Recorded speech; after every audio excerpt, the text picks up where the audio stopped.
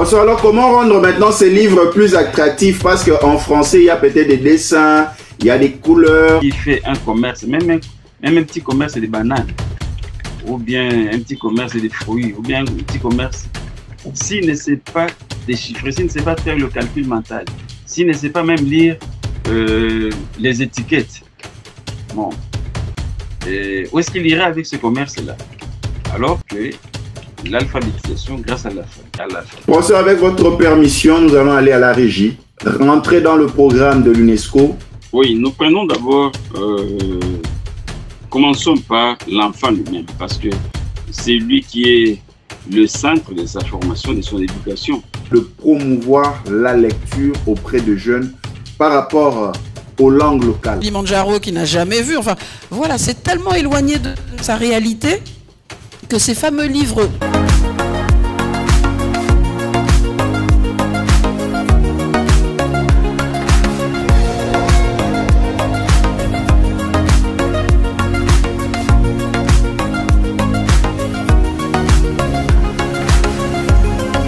De partout où vous nous suivez, soyez le bienvenu dans votre nouveau numéro de votre magazine où vous êtes en connexion depuis les États-Unis d'Amérique pour ce nouveau numéro de votre magazine où nous serons en connexion avec la République démocratique du Congo. Dans cette édition spéciale, nous avons l'honneur d'accueillir pour vous un professeur des universités, libraire, propriétaire de la librairie Sim Livre pour le Grand Lac, pour échanger sur un sujet fondamental, lire pour apprendre, dans le cadre des objectifs de l'UNESCO. Les points qui seront abordés: découvrir l'impact de la lecture sur l'éducation en Afrique, pourquoi la lecture est essentielle pour améliorer la qualité de l'éducation dans les régions comme l'Afrique centrale en particulier, et quels sont les défis majeurs à relever. Ainsi, nous avons l'insigne honneur de recevoir pour vous le professeur Sim Kilosho Kabale. Il est libraire, professeur des universités et nous sommes en connexion entre l'État du Texas à Dallas aux États-Unis d'Amérique et Kinshasa dans la province de Kinshasa, plus pratiquement dans la commune de la Gombe où nous recevons pour vous professeur Sim Kilosho Kabale. Sans plus tarder, nous allons saluer notre participant depuis Kinshasa. Professeur Sim Kilosho Kabale, nous vous saluons. Bonjour. Professeur, comment se porte la librairie et comment allez-vous? Bon, nous sommes là, la librairie aussi va bien parce que nous sommes là, c'est-à-dire nous ouvrons chaque jour, nous commençons de 8h à 16h, nous ouvrons nos portes de la librairie et puis on attend les clients. Ceux qui arrivent sont servis et ceux qui n'arrivent pas, on les attend. Donc, nous sommes en forme parce que les livres sont là, nous-mêmes nous sommes disponibles et nos horaires sont bien connus, nous ouvrons et les clients viennent à compte-gouttes ou pas, mais quand même, je dirais que dans l'ensemble, tout va bien. Le professeur Sim Kilosho Kabale et la librairie Sim Livre pour le Grand Lac souvent s'alignent à la vision de l'UNESCO, qui est cette organisation des Nations Unies qui parle de l'éducation. Et là, par rapport à son nouveau projet, Lire pour apprendre, c'est dans ce cadre que nous allons échanger avec le professeur Sim Kilosho Kabale.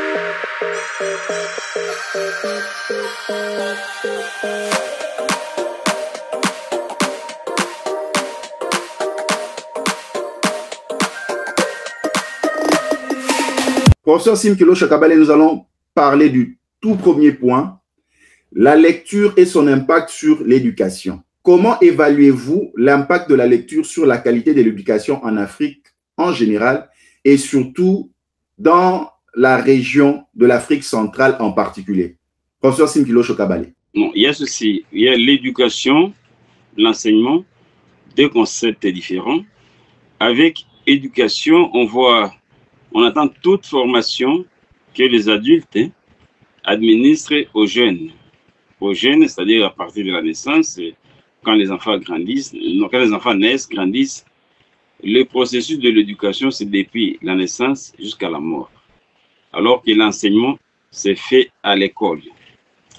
Alors, l'éducation, avec l'éducation des bases, avec l'éducation familiale, avec l'éducation diffuse, avec toutes sortes d'éducation qu'on peut avoir, on sait que la lecture est très importante. Pourquoi la lecture? Parce que quand l'enfant naît en famille, la maman peut ou ne pas l'instruire à travers le livre, peut ou ne pas l'instruire à travers la lecture, mais en lisant, l'éducation sera encore mieux.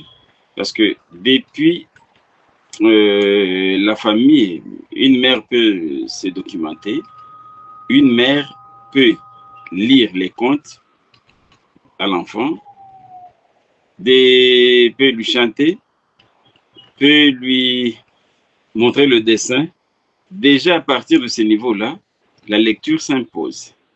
Or, si la lecture peut s'imposer déjà au niveau de la maison, quand l'enfant va aller à l'école maintenant, ça sera encore plus sérieux parce que quand l'enfant commence à apprendre l'alphabet, le calcul et les premières notions de la vie, le livre s'impose, la lecture s'impose. En Afrique, on a besoin de la lecture parce que, comme partout, on sait bien que la lecture nous met en contact avec le livre, nous met en contact avec les écrits des grands penseurs de ce monde, les écrits des pédagogues, les écrits des enseignants, des formateurs. Donc, la lecture reste ce moyen-là qui permet d'abord à l'enseignant à transmettre la matière, aux parents à transmettre la matière, à l'éducateur de transmettre la matière. La matière qu'on trouve où? Dans les livres. Donc, la lecture reste là comme une sorte de médium, moyen de transmission des connaissances et des savoirs. Alors, du côté maintenant élève ou enfant, ou encore apprenant, la lecture sera très utile parce que c'est le moyen maintenant qui lui permet, lui, l'enfant, à entrer en contact avec ce savoir-là. Donc, à connaître des choses écrites, à connaître le contenu des écrits. Donc, la lecture, encore une fois, sert de liaison dans ce sens-là. Donc, elle est très importante en Afrique parce que, grâce à la lecture, nous apprenons ce que nos auteurs ont écrit, nous apprenons ce que les enseignants transmettent, mais pas seulement, on ne s'arrête pas seulement au niveau de l'Afrique, au niveau des auteurs africains, au niveau des enseignants africains, parce que avec la lecture, on peut quitter le continent, on peut quitter déjà le pays. Nous pouvons déjà entrer en contact avec les écrits d'ailleurs, de l'Occident, de l'Europe, voire de l'Asie, de partout ailleurs. Grâce à la lecture, on peut apprendre aux enfants comment les Chinois raisonnent, comment ils écrivent, comment eux aussi apprennent comme nous. Et là, on peut prendre un autre continent, on peut aller en Amérique, on peut aller en Europe grâce à la lecture. Donc, la lecture est très importante. Professeur, sans vous interrompre, je vais vous poser cette question. Est-ce que pensez-vous que le programme de lecture dans les écoles et les universités, par exemple en République démocratique du Congo, sont adaptés aux besoins locaux? Bon, ça dépend. Ça dépend parce que normalement, quand le programme est tracé, les auteurs des programmes, ou si vous voulez bien, le ministère de l'Éducation envisage déjà quel type d'hommes formés. On a les profils de l'homme qu'on va former. Et pour y aller, on prévoit quelles sont les compétences à développer, quelles sont les matières qui peuvent nous aider, nous, enseignants, à développer ces compétences-là. Alors, qu'est-ce qu'on va apprendre à l'élève? Qu'est-ce que notre élève va lire? Qu'est-ce qu'on va lui faire lire? Alors, une fois que le ministère a déjà conçu un programme quelconque, une fois que les inspecteurs ont travaillé sur le programme, les enseignants se mettent à l'œuvre, les directeurs surveillent, voient comment les choses se passent, ils diront que nos programmes actuels sont adaptés parce qu'on leur fait confiance. Et c'est pourquoi nous allons dire que nous avons des diplômés, nous avons des personnes formées dans nos écoles parce qu'il y a un programme. Alors, est-ce que c'est un programme idéal? Ça dépend. Ça dépend. Mais on sait que le programme est là. Et comme ce programme a été tracé par les connaisseurs en la matière, on dira que c'est adapté. Alors, est-ce que c'est adapté au même niveau? C'est une autre question qu'on peut se poser. Parce que, quelle que soit la beauté du programme, quel que soit le contenu du programme, une fois qu'il n'est pas mis en place convenablement, une fois qu'il n'est pas dispensé convenablement, on peut ne pas échouer. Mais je dirais, en grosso modo, que ça vaut la peine, ça promet. Les besoins de l'Afrique sont multiples. On n'a pas un seul besoin, on n'a pas un seul Africain qu'on forme pour dire que voilà les prototypes d'Africains et son programme doit être adapté à lui seul, sinon ça va rater. Non. Nous avons des Afriques. Professeur Simkilo Chokabale, l'UNESCO réfléchit souvent comment les parents et la communauté peuvent aider les jeunes à lire dans la société africaine, surtout par exemple la République démocratique du Congo. Et je vous la pose cette question, comment les parents et la communauté peuvent pousser les jeunes à plus lire? Professeur Simkilo Chokabale. Oui, nous prenons d'abord, commençons par l'enfant lui-même, parce que c'est lui qui est le centre de sa formation, de son éducation. L'enfant ou l'apprenant doit d'abord avoir cette envie de lire. Il doit cultiver cette passion-là de la lecture, il doit aimer la lecture. Alors, comment maintenant les parents peuvent l'aider? C'est d'abord disponibiliser les livres. Si les parents disponibilisent les livres, achètent les livres qui sont nécessaires à la formation de l'enfant, c'est sûr que l'enfant, quand il va chercher à lire, il en aura. Il aura des livres à la maison. Il aura, si pas les livres, les manuels scolaires, il aura d'autres lectures qui accompagnent les livres scolaires. Alors, les parents doivent disponibiliser. Et là, ils vont contribuer.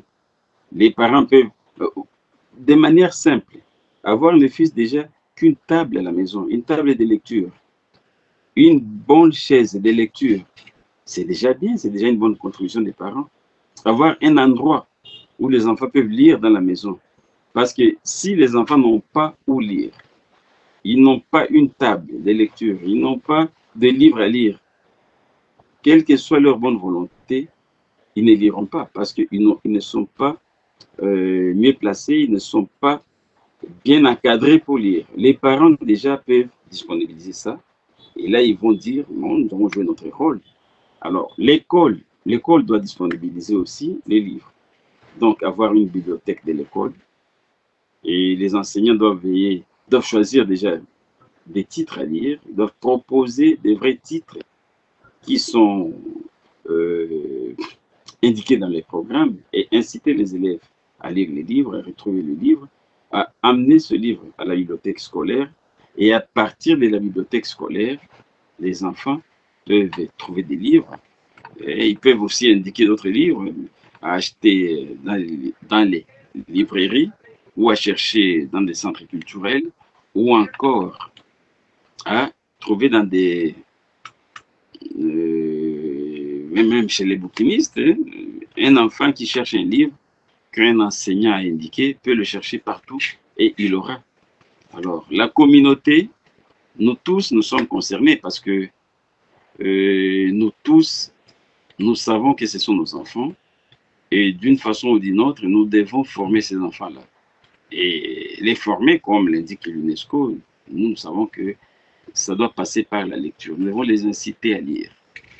Vous trouvez un cours de route, ou bien vous êtes dans un bus, dans un taxi, il y a un enfant qui est branché sur son téléphone, accro au téléphone, mais il y a moyen de lui dire, mais est-ce que tu as déjà lu des livres? Est-ce que tu as déjà lu ça? Est-ce que tu as déjà lu ça?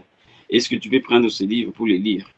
Et essayer de détourner l'attention de l'enfant, lui montrer que le livre est très utile, que peut-être ce qui les préoccupe en ces moments. Et montrer la valeur des livres. Même les journalistes à la télévision peuvent déjà montrer l'importance des lectures. Par exemple, montrer le résumé des livres. Et même quand on envoie des petits messages, on peut envoyer le message, le résumé de certains livres, les intrigues de tels romans, de telles pièces de théâtre, et inciter indirectement les élèves à lire ce livre-là. Professeur Sim Kilosho Kabale, avec votre permission, nous allons aller au siège de l'UNESCO à Paris, suivre un élément en rapport avec notre sujet et nous revenons après. Qui arrive parce qu'il y a des titres qui fonctionnent beaucoup plus que d'autres, donc qui sont en rupture de stock de façon beaucoup plus fréquente que d'autres.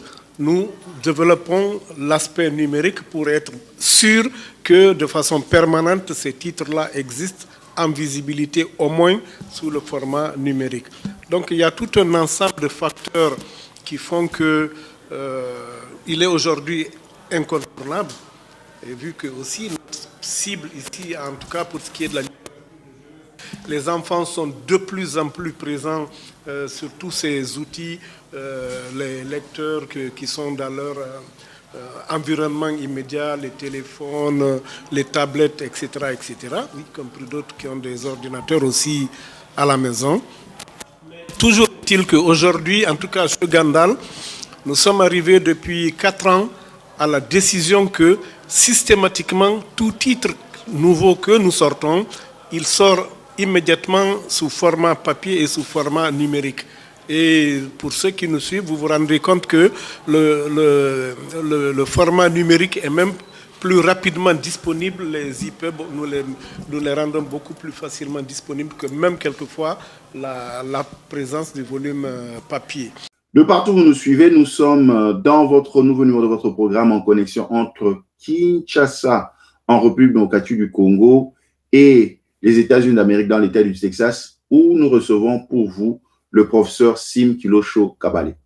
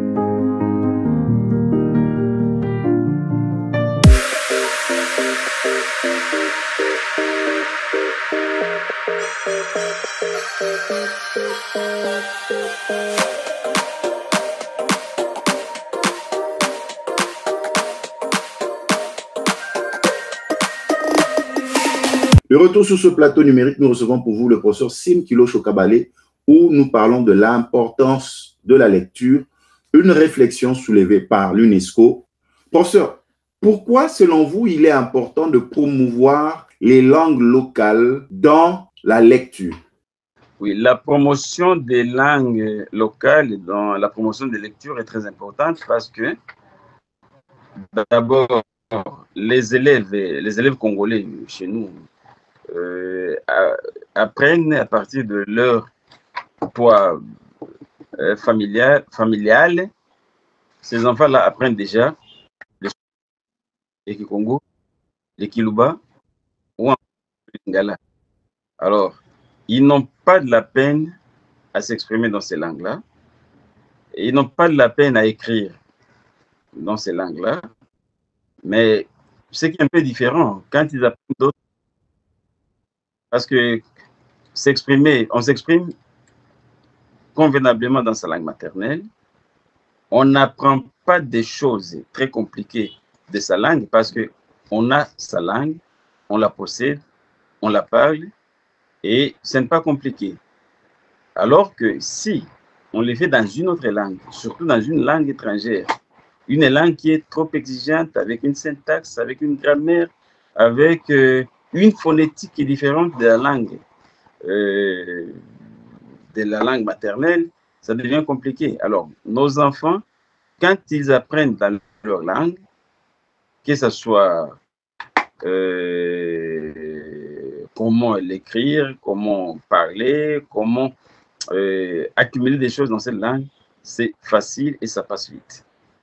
D'où il y a vraiment un intérêt à apprendre aux enfants d'abord à s'exprimer dans leur langue maternelle, à écrire dans leur langue maternelle, et on leur apprend des choses dans cette langue-là, ça va vite. Alors que si on les fait d'une autre façon, comme nous le faisons chez nous, comme dans tous les pays africains, les élèves apprennent en français, ils apprennent en anglais, ils apprennent, je ne sais pas, en portugais. Bon, on perd suffisamment du temps à apprendre d'abord la langue. Et même quand on apprend la langue, on parle de l'insécurité linguistique. L'insécurité linguistique, c'est que je parle une langue que j'ai apprise difficilement, que j'ai peut-être mal appris. Hein, je n'ai pas bien appris cette langue-là. Peut-être j'ai des difficultés, peut-être il y a une interférence linguistique remarquable. Et alors, au moment où j'apprends la langue, je dois aussi apprendre des matières dans cette langue-là. Je dois m'exprimer dans cette langue. Ça devient compliqué, ça devient toute une gageure. Alors que si seulement j'allais à l'école et apprendre dans la langue que je maîtrise déjà, j'apprendrai directement la matière, sans passer par les exigences grammaticales à mémoriser, les normes grammaticales, la syntaxe à essayer de reformuler dans la tête, des grammaires compliquées ou encore des subtilités linguistiques aussi compliquées. Donc, c'est avantageux, comme l'a déjà prévu l'UNESCO, de privilégier les langues locales. Ces langues-là facilitent l'apprentissage et pour les enseignants et pour les élèves. Et les élèves voient déjà la matière. Les élèves approfondissent la matière sans gaspiller suffisamment du temps à apprendre des notions compliquées, des notions complexes. Alors, dans ce cas, quel genre de livre ou quel genre de contenu spécifique pour promouvoir l'apprentissage dans les langues locales? Non, mais ça doit se faire comme dans toutes les langues. C'est que, normalement, toutes les matières devaient être transmises dans ces langues-là. Hein? On ne va pas dire que parce que les enfants apprennent en lingala, qu'il faut leur apprendre seulement l'alphabet et s'arrêter à l'alphabet, et qu'ils doivent seulement apprendre la transcription, bien la graphie seulement, et s'arrêter là-bas. Non. Normalement, on voit ce qui se passe dans l'Est de l'Afrique.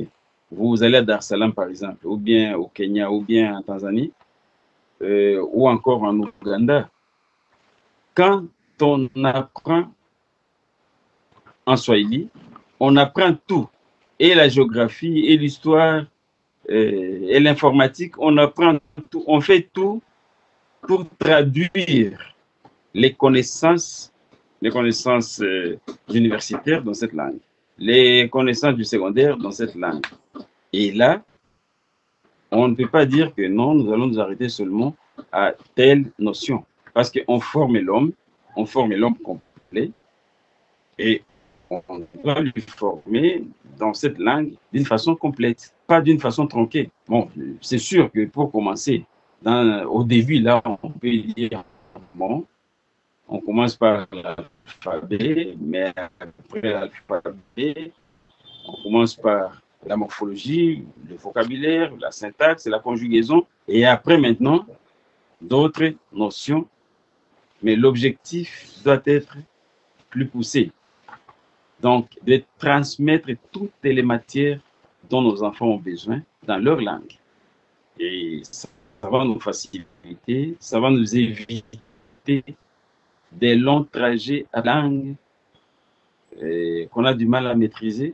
Bon, heureusement, parce que chez nous, on dirait que nos élèves apprennent le français, parce que le français, c'est pas là. À la maison, les Français se parlent dans la rue, partout où l'on est, à l'église. Bon, ils apprennent déjà ça, ils ont ces atouts, et la langue française peut accompagner d'autres langues. Professeur, alors comment rendre maintenant ces livres plus attractifs? Parce qu'en français, il y a peut-être des dessins, il y a des couleurs, en anglais, il y a des dessins, des couleurs. Maintenant, comment les rendre plus attractifs? Non, toutes les langues trouvent des équivalences. C'est que je prends la couleur rouge, en lingala c'est Motane. Hein? Ce n'est pas Motane qui est plus rouge ou bien rouge qui est plus rouge, non. Toutes les langues ont des mots. Dans toutes les langues, on peut forger les mots. Une fois qu'il y a une académie qui forge les mots, s'il n'y en a pas, mais on fait des tournures. Il y a des tournures qui peuvent transmettre le même message. Ça va? Et ça existe, et c'est permis dans la langue. Dans la traductologie, on accepte, là où on n'a pas trouvé les mots, qu'on utilise des calques, qu'on utilise des transcodages, qu'on utilise des reformulations, et tout ça pour faciliter apprendre dans la langue qu'ils maîtrisent. Il ne faut pas seulement, il ne faut pas faire à ce que la langue devienne un blocage au processus de l'enseignement, ou bien de la formation, ou bien de l'apprentissage. Au contraire, la langue, comme nous avons dit, c'est un médium, c'est un moyen, et ça devait faciliter, pas bloquer. Et une fois, comme on a déjà constaté que la langue dans la plupart des pays est un instrument de blocage, de transmission des connaissances, mais les linguistes sont là, les spécialistes, les traducteurs assermentés sont là, ils peuvent facilement être consultés et contribuer à l'élaboration des manuels, à l'élaboration des livres et traduire toutes les connaissances possibles. Et ce que nous devons éviter, c'est limiter les apprenants seulement à un certain niveau, au degré 0 d'apprentissage. Non, ils doivent aller jusqu'à tous les degrés. Professeur, avec votre permission, nous allons aller à la régie, rentrer dans le programme de l'UNESCO, suivre cet élément qu'on a préparé pour nos téléspectateurs. Qui ont des projets dans le cadre du numérique et du livre. Et Mouna Kalati, l'entreprise que je coordonne également, nous sommes en train de suivre un programme avec l'UNICEF. Ils ont également un entrepreneur, un accélérateur de start-up dans le cadre du numérique. Nous y sommes avec notre projet Readopia. Readopia, c'est une plateforme numérique qui propose des contenus au format électronique, audio et vidéo pour le public jeunesse. Donc, c'est une plateforme qui est exclusivement dédiée à des œuvres jeunesse sous format électronique, audio et vidéo. Et le programme de l'UNICEF y contribue. Donc, c'est juste pour dire qu'il y a de plus en plus des structures qui ont été mises sur pied et qui encouragent la formation des talents, la formation des entreprises qui sont spécialisées sur le numérique en rapport avec le livre et d'autres secteurs éducatifs.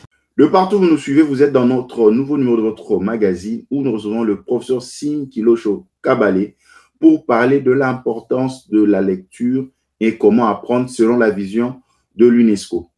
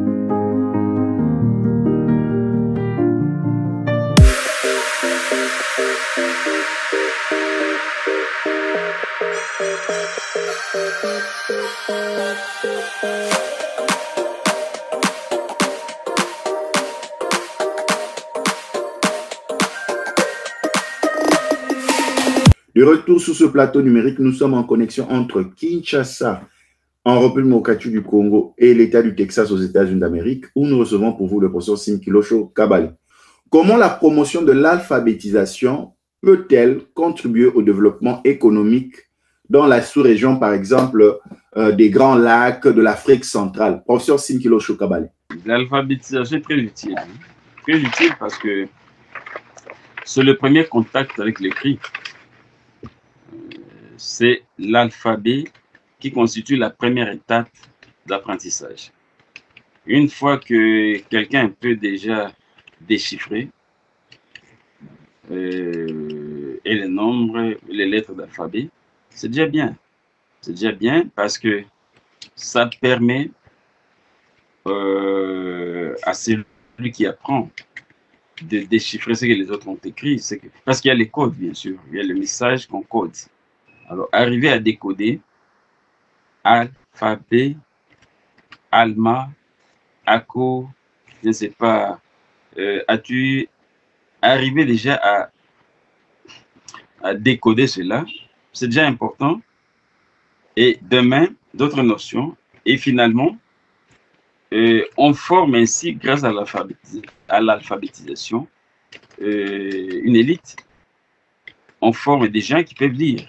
On forme déjà. Alors, pourquoi la lecture? La lecture, comme nous avons dit, ouvre à la connaissance, ouvre les yeux, ouvre l'intellect à la connaissance et à la connaissance du monde, à la connaissance des savoirs, à la connaissance de tout ce qui nous entoure. Alors, est-ce que ça peut jouer un rôle économique? Mais bien sûr, bien sûr. Un pharmacien qui ne sait pas lire les indications médicales même, il ne sera pas utile. Quelqu'un qui fait un commerce, même un petit commerce des bananes, ou bien un petit commerce des fruits, ou bien un petit commerce, s'il ne sait pas déchiffrer, s'il ne sait pas faire le calcul mental, s'il ne sait pas même lire les étiquettes, bon, où est-ce qu'il ira avec ce commerce-là? Alors que l'alphabétisation, grâce à l'alphabétisation, il peut lire, il peut déchiffrer les nombres, il peut voir le chiffre, il peut savoir que non, je saurai écrire mon nom, je lirai le nom des produits, ici c'est le riz, ici c'est le café, ici c'est l'arachide, il sait lire, sans même poser la question, sans même se servir d'un interprète. Et grâce à l'alphabétisation, vous voyez déjà qu'à un niveau très bas, la lecture déjà est. Alors, on peut monter. Quelle est l'importance de tel produit? Où trouver tel produit? Comment lire les publicités qu'on trouve affichées par-ci, par-là, au marché, voir où aller, où vendre sa marchandise. Bon, ce sont des aspects cachés qu'on ne sait pas voir comme ça quand on parle de l'apprentissage, quand on parle surtout de l'apprentissage de la langue et de l'alphabet. Et pourtant, ce sont des réalités. Ce sont des réalités. Quelqu'un qui connaît déjà lire, tâtonner quelques mots d'anglais, quand il va dans les pays anglophones, il ne sera pas bête, il ne sera pas comme un profane, parce qu'il sait que non, là quand même, on a indiqué right, on a indiqué left, hein, il sait que ça c'est la gauche, ça c'est la droite, grâce à la lecture. Donc la lecture est très très importante. La lecture aide non seulement les enfants à se familiariser avec toutes les connaissances transmises par le moyen des écrits, le moyen des mots, des lettres, mais même à l'adulte. Et les connaissances complexes vont s'ajouter aux connaissances ordinaires, aux petites connaissances, et toujours par le moyen de l'alphabet, toujours au moyen de l'écriture, d'où ça joue un rôle très important, que ce soit sur le plan économique, sur le plan social, sur le plan managériel. On dira que l'écriture, la lecture, l'alphabétisation, tous ces moyens-là sont très utiles pour les pays, à tous les niveaux. L'UNESCO fonde son espoir sur les initiatives privées au niveau local et régional pour favoriser ou répondre aux besoins éducatifs des populations locales. Quel est le rôle que jouent les librairies SIM Livres pour le Grand Lac pour répondre aux besoins éducatifs des populations locales? Professeur Simkilo Chokabale. La librairie joue un rôle très important parce que la librairie, comme vous savez bien, c'est une maison des livres. Donc, la librairie dispose des livres. La librairie amène aux Congolais les livres de tous les domaines du savoir, en commençant par des connaissances de base. Je vous donne un exemple. Ici, nous avons mon premier trilingue. À partir d'ici déjà, on peut apprendre trois langues. Vous voyez, avec des images, avec beaucoup d'illustrations, des livres comme celui-là. Ouais, ce sont des livres. Alors, la librairie, tout ce que vous voyez ici, avec le rayon scolaire que je vais vous montrer, avec le rayon des livres pour enfants, des livres pour adultes, les livres d'alphabétisation, les livres de l'économie, les livres de sciences, de religion et de philosophie, nous disposons des livres, nous amenons les livres, nous étalons les livres, nous disposons les livres aux différents rayons pour montrer à nos compatriotes que les savoirs sont cachés dans ces livres-là. Et tout celui qui veut entrer en contact avec les écrivains d'ici et d'ailleurs, il doit lire. Il doit lire. Et la librairie est là. La librairie devient un endroit d'accumulation de savoir, un endroit de contact de culture, un endroit de contact et des formateurs et des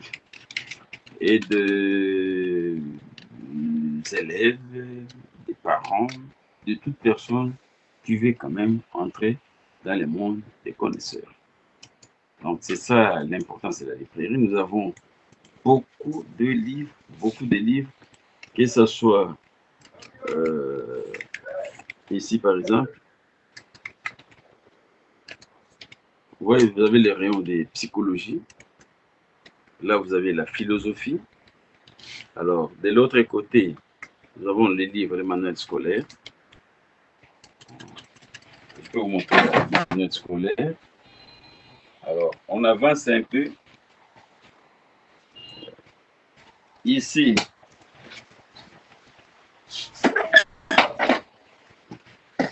vous avez les livres scolaires. Alors, vous avez les livres des langues, comme l'anglais. Vous avez les livres des enfants. Vous avez le rayon scolaire, je disais tout ça, vous voyez là. Alors, vous revenez là, vous avez les romans. Autant des romans. Tout ça, à peu près 3000 romans, imaginez-vous, que les Congolais peuvent lire et retrouver à la librairie. Alors, vous venez là, vous avez d'autres livres, tout un tas de bandes dessinées.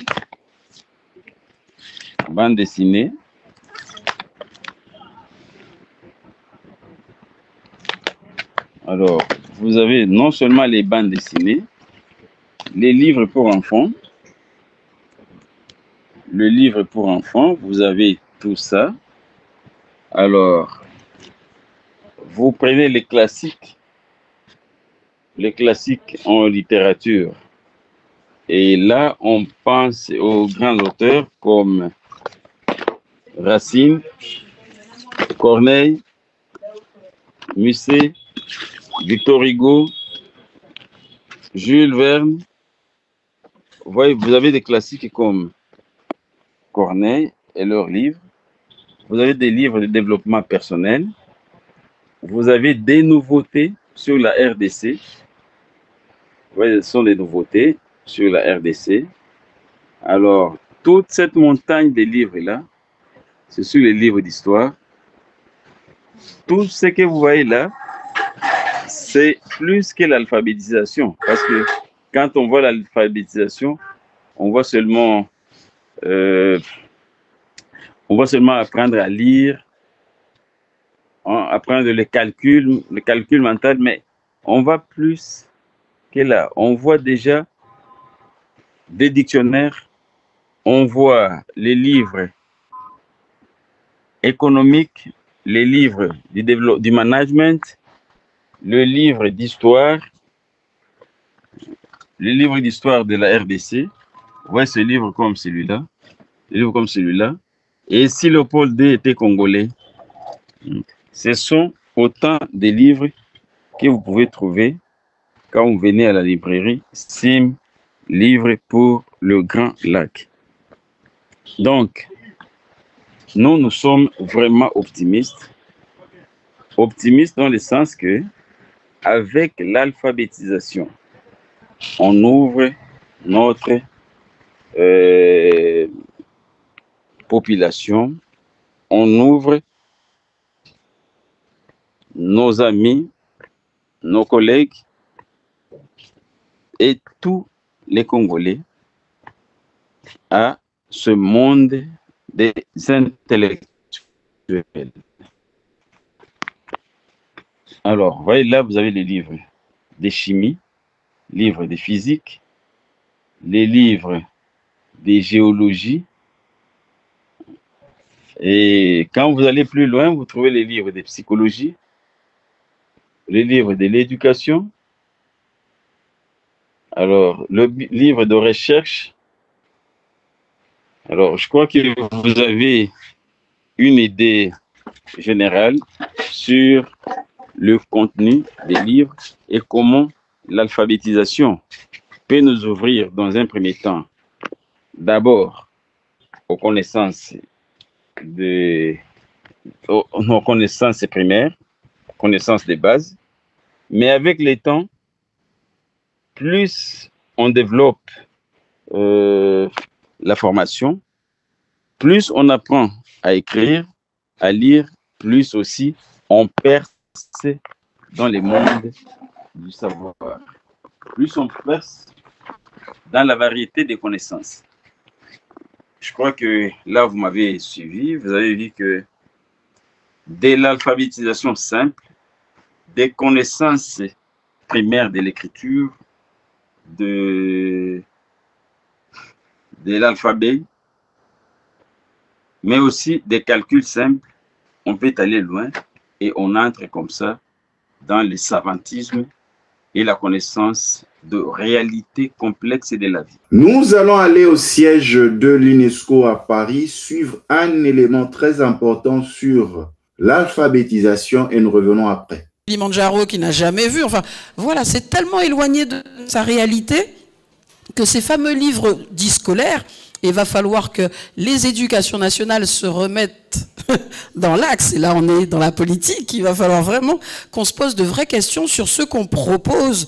C'est-à-dire qu'on ne peut pas aujourd'hui proposer des ouvrages à des enfants sans ne pas faire appel aux éditeurs locaux. La réalité c'est celle-là. Parce qu'encore une fois, je veux bien qu'on ait envie de faire entrer d'autres littératures, mais pour que l'enfant soit curieux des autres, il faut déjà qu'il s'intéresse à la sienne. Et quand il se connaîtra lui, il sera curieux des autres. Et c'est ça en fait. J'entends tout à fait cette notion de lecture plaisir, mais la lecture qu'on oblige à l'école n'est pas une lecture plaisir. Combien les lisent réellement? Il y a la réalité aussi. Il y a les TikTok qui font les... Voilà, c'est ça. Donc, combien les lisent réellement? Ensuite, les résumés qu'on retrouve sur Internet rapidement, etc. Et c'est ça. Et c'est en fait... Encore une fois, quand je vais dans les librairies, je crois que la librairie n'est pas seulement un livre où on vend du livre, c'est un livre où on rencontre le livre, c'est le lieu où on vient s'asseoir, peut-être se coucher par terre avec son parent. En Guadeloupe, par exemple, on a nos bibliothécaires qui vont à la piscine avec les livres qui vont dans l'eau. Voilà. C'est ça, qui vont à la piscine avec les familles pour que les parents se réhabituent aux livres et prennent du plaisir à lire au bord de l'eau avec les enfants. Donc, vous êtes dans notre nouveau programme depuis les États-Unis d'Amérique où nous recevons pour vous le professeur Sim Kilosho Kabale pour parler de l'importance de la lecture selon la vision de l'UNESCO.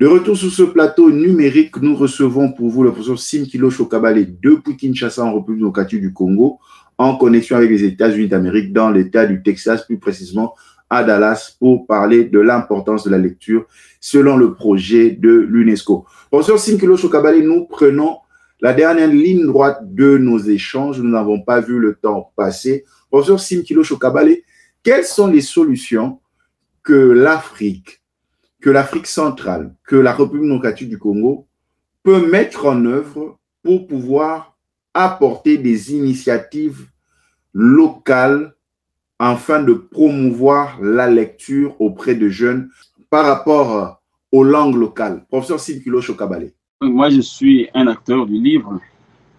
Et comme acteur du livre, tout ce que je peux promouvoir, c'est la promotion du livre. C'est que si nos pays veulent se développer, ils doivent mettre sur les livres. Donc, la production des livres, dissémination des livres, la disponibilité des livres, et puis renforcer la capacité de nos bibliothèques, renforcer la capacité des bibliothèques scolaires, des bibliothèques universitaires, et voir comment même à partir de nos familles, on peut sensibiliser les familles à acheter des livres pour les enfants. On peut aussi sensibiliser les parents à être conscients, savoir que tout ce que nos enfants apprennent par le livre les marque dans toute la vie. D'où les enfants là doivent déjà avoir, à partir de la famille, une bibliothèque familiale, une petite, je ne sais pas, place, là où les enfants peuvent lire. Par exemple, avoir une table de lecture, j'ai déjà dit, une petite bibliothèque familiale, une bibliothèque des chercheurs, et à l'école, c'est rassurer que les enseignants déjà incitent les élèves à lire. Parce que nous basculons, nous allons dans un monde de nouvelles technologies, et si nous négligeons la lecture, on en aura besoin après, parce que nous aimons bien les téléphones, nous aimons bien l'Internet, mais n'oublions pas que tous ceux qui sont arrivés à ce niveau-là sont passés d'abord par le livre. Alors, on ne peut pas sauter directement, sortir de la maternelle et directement le téléphone et directement l'Internet sans avoir cette formation-là de base livresque qui reste une formation bien fondée, une formation solide et qui a été prouvée partout, qui est considérée partout, que tout le monde jusqu'à présent aime et apprécie. Donc, privilégions ça. Nous savons comment les bibliothèques dans des communes peuvent être utiles, même dans les quartiers. Hein? Dans un quartier où on a une bibliothèque, dans un quartier où les enfants peuvent aller lire le soir et trouver des livres disponibles. Mais ces quartiers-là, c'est sûr qu'ils seraient différents d'autres quartiers parce qu'au moins les enfants sont voués à la lecture. Ces enfants-là savent bien que nous ne devons pas devenir des bandits, nous devons lire, nous devons apprendre comme tout le monde. Professeur Simkilo Chokabale, un dernier mot pour mettre un terme à ce programme. Est-ce que vous pouvez nous présenter les différentes adresses de la librairie Sim Livre pour le Grand Lac? Nos adresses sont simples. Hein? Nos adresses sont simples parce que ici, nous sommes à Kinshasa. À Kinshasa, cette librairie que vous voyez là se trouve à Forescom. À Forescom, à Kinshasa, c'est cet endroit, je vais vous montrer, là où nous avons le monument qu'on appelle le monument du soldat congolais. C'est ce monument-là qui est là. Alors, vous voyez là, nous sommes à Kinshasa. Alors nous sommes juste en face de ce monument-là. Alors, c'est là où vous allez trouver cette librairie. C'est ça, notre librairie. Alors, quand vous venez, vous allez trouver qu'il y a autant de livres. Là, nous sommes à l'extérieur. Alors, vous tirez la porte et vous entrez. Et voilà, vous trouvez déjà certains rayons qui vous attendent là-bas, à l'entrée. Et les libraires sont là.